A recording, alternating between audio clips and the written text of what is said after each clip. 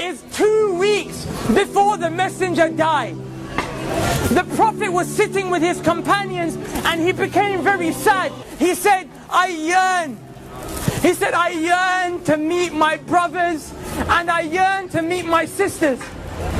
Bilal radiallahu anh looked to the Prophet and he said, Ya Rasulullah, your brothers and your sisters are here, we're here. And the Prophet looked at all of his companions. He looked at Abu Bakr, Uthman, Ali, the greatest people to walk the face of this earth from this ummah. And he said, you are not my brothers. You're my companions. He said, my brothers and my sisters are those who will come. They will believe in me and they have not seen me. And the Prophet said, I can't wait. I wish I could meet you guys.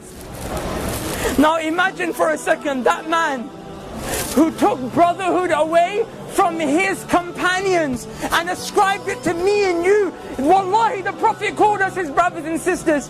Imagine if the Prophet stood right here. Imagine he stood here after Ramadan. 30 days we stood in the last third of the night crying to Allah, saying, Allah forgive me for my sins. Then literally the next day the Prophet saw us out here free mixing, boys and girls dressed inappropriately, smoking shisha. Wallah, I'm not judging anyone. I'm here just to give you the reminder that Allah told me to give you. But how embarrassed and sad would you feel that the Prophet ﷺ would see you in such a state? Brothers, take yourself, my brothers and sisters, take yourself to the day of judgment. On a day when Allah subhanahu wa ta'ala said, يَوْمَ يَفِرُّ الْمَرْءُ مِنْ أَخِيهِ وَأُمِّهِ وَأَبِيهِ وَصَاحِبَتِهِ وَبَنِيهِ. Allah said, your mum will run away from you. Rather, you will run from your mum. Wallahi, your mum will smile at you burning in the hellfire. Wallahi, billahi, tallahi, ذَلِكَ يَوْمُ الْحَقِّ. You will see it with these eyes. The same way you see my face today. You will see people whose mothers are smiling and thanking Allah that their sons and daughters are burning in the hellfire because they got saved. The mother got saved because she took some deeds from that son and daughter that wronged the mum. That day your mum won't spare you.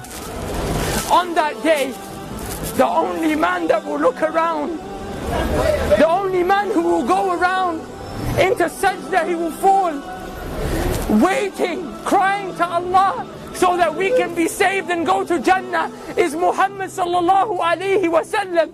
But I tell you something, Wallah, he won't recognize you unless you are from those who prayed. Because the hadith of the Prophet tells us that the Prophet will notice you from the marks of sajda on your foreheads and the marks of wudu on your arms. The Prophet sallallahu alayhi wasallam will go to certain people, however, people like us who pray in Ramadan. So we're going to have a few marks of sajda, we're going to have a few parts of wudu on our arms, but we didn't worship Allah like we were supposed to. We were Ramadan Muslims, Eid Muslims, Jummah Muslims. The Prophet will see people like that.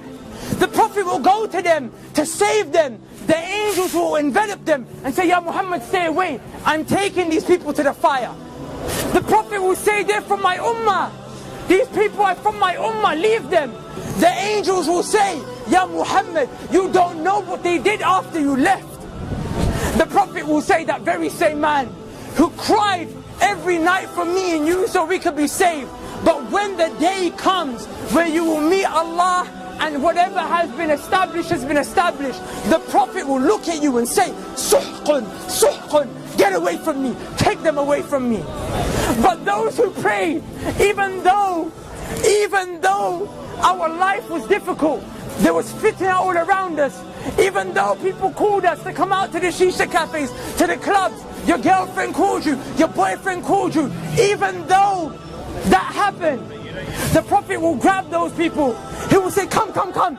He will save you from the fire, take you to the gates of Jannah where there is a fountain called Al-Kawthar. He'll dip his hands in, he'll say, drink, drink, drink from my arms, drink from my hands. Are you okay? Go into paradise. Udkhuluha bi salam. Dhalika yawmul khulud. Enter with peace for eternity, happiness, and never-ending happiness that will never cease, brothers and sisters, and never-ending happiness that will never leave. How? How do you get to that stage? And I'll leave you with this. The Prophet ﷺ said, a time will come when holding on to my religion, holding on to Islam, will become as difficult as holding on to charcoal. The charcoals that we smoke shisha with. The Prophet said, try and hold on to it. It burns you, let go of it. The Prophet ﷺ said, that's what my religion will become like. Is it not like that today? We come to the masjid, but then the heat of the girls and the guys and the music and the haram, it grabs you, right? So it's hard to hold on to Islam. The Prophet gave you an advice in another hadith.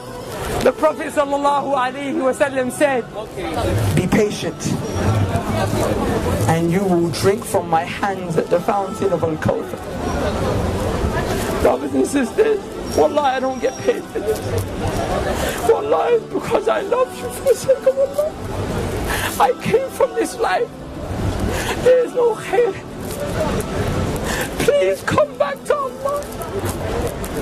Please become a person who establishes Tawheed, the oneness of Allah in his or her heart. And never, ever, ever forget the prayer. And strive to follow the sunnah of the Prophet. So on that day when you're resurrected, when that day when the trumpet is blown, you will be of those who are saved. Because I tell you one thing, wallahi, it's a day of truth, and every single one of us will see it. And the quote of Ibn al-Qayyim al-Jawziyah suffices for us to leave with. He said, if the Quran doesn't soften your hearts in this world, if by you reciting the Quran your hearts do not become soft in this world, he said, then wait till the day of judgment, for when Allah shows you the hellfire, your hearts will become soft. But we have an opportunity to not see that ever. Take the most honorable part of your face, place it as low as you can, 5 times a day, never forget. And I promise you, on that day, everyone will turn their back on you, but Allah will suffice you. So who will come? We're going to make the adhan, inshallah, and I urge you guys to pray with us. Wallahi, we're not trying to upset you, we're not trying to call you to anything dodgy. All we're trying to call you to is Tawheed of Allah and Sunnah of the Prophet sallallahu alaihi wasallam. Is there anyone who would like to give the adhan? And we'll get the reward. Barakallahu feek akhi. Barakallahu feek akhi. Listen to the call of prayer. The Qibla is this way, inshallah. This way. Brother, I think we need wudu. We need to make wudu. You can make wudu from any one of these places, inshallah. Assalamu alaikum. Barakallahu feek. Alhamdulillah, we're from Germany. MashaAllah. We came today, subhanAllah, give me a number. Assalamu alaikum. Akhi, the riwayah which you mentioned. Level not your toes. استوى اعتدلوا. الحمد لله رب العالمين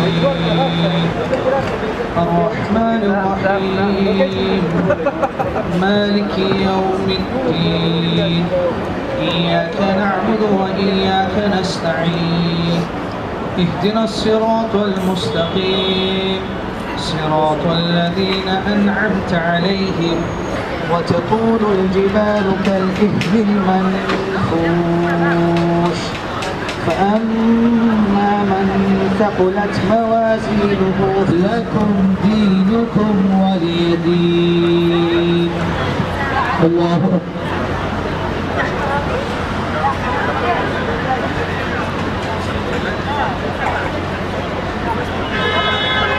سمع الله لمن حمده.